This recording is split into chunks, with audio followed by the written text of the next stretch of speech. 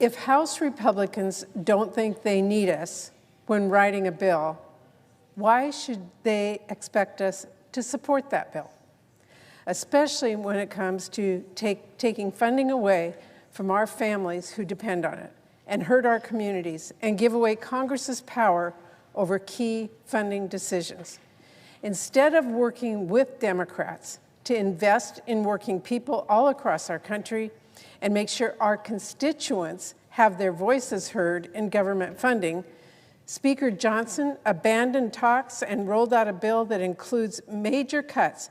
It cuts non-defense discretionary funding by $15 billion in total in 2025 and hands a blank check to Trump and Elon Musk to pick winners and losers and steal from our constituents.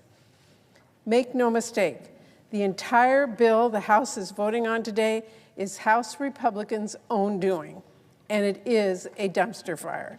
So I'm here to sound the alarm about that fire before it spreads.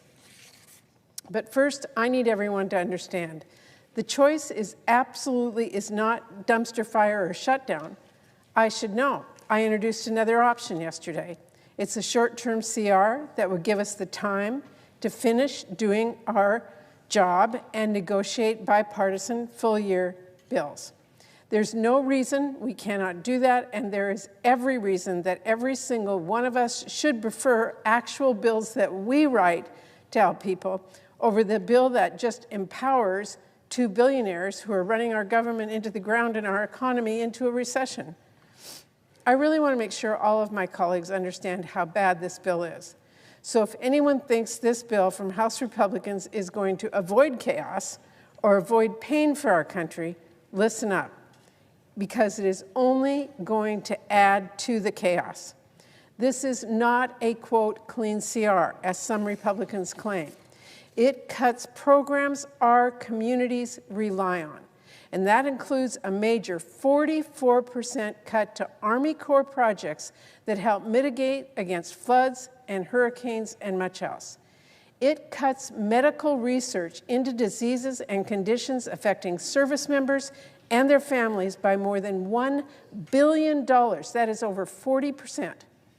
It leaves a massive $280 million shortfall in NIH's budget, and that is a big cut to research that saves lives. It leaves a shortfall for housing programs. We're talking about 32,000 fewer vouchers. And that, Mr. President, is just scratching the surface. It also completely lacks the basic guardrails we include in all of our funding bills on a bipartisan basis each and every year to make sure that our states and our communities are taken care of and not just subject to the whims of Trump administration or any administration to pick winners and losers. House Republicans are not trying to responsibly fund the government. They are trying to turn it into a slush fund for Trump and Musk to wield as they see fit so that they can shift their focus entirely to tax cuts for billionaires. Right now, we, Congress, have the power of the purse. We have that power to fight for our states, to fight for our families, to bring federal dollars back home and build bridges and feed families and care for veterans and fight for fentanyl, whatever our communities tell us they need. We should not cede that power with this bill. That is really worth sitting with for a minute. We all chose to be here in Congress. We chose to take on this role so we could advocate for causes and communities that we care about and work in a bipartisan manner to reach compromise to make sure that our causes and our communities get the support they need. House Republicans' full-year CR would instead pass the buck to Elon Musk and unelected political appointees to decide who gets funded and who doesn't. Is that not why each and every one of us was actually elected? To fight for our states and to fight for our communities as the people who know them best? I certainly know that's true for me. I've worked for years with colleagues on both sides of the aisle to make sure that people back home who trusted us when we said we'd fight for them always know Congress has their back. So really think about that before you vote to make your voice mean less for the rest of this fiscal year, because it is terrifying to think of what unelected political appointees would do. We've already gotten an alarming preview of how Trump will threaten to cut off states and cities that might disagree with him. And Elon will totally warp the government to benefit his companies and hurt his competitors. I have to say, our bipartisan appropriations process is not always easy, but it is a heck of a lot better than handing over our decision-making to this or to any administration. Voting against this bill is about standing for communities and families who actually rely on the funding.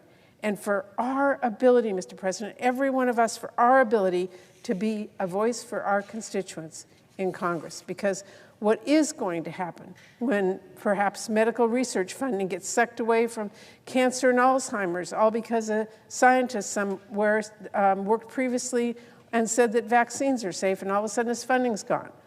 What happens when you can't get a bridge replaced because the political appointees at DOT don't like the policies your mayor is advocating for? What happens when they reduce staffing at national parks in your backyard because your governor won't deny climate change?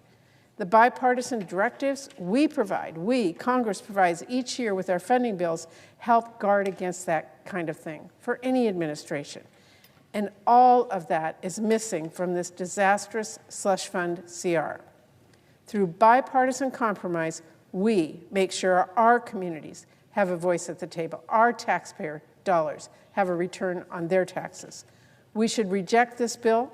We should pass a short-term CR to avoid a shutdown. And then, Mr. President, we should do our job and work on full year spending bills like we were sent here to do. Thank you, Mr. President. I yield the floor.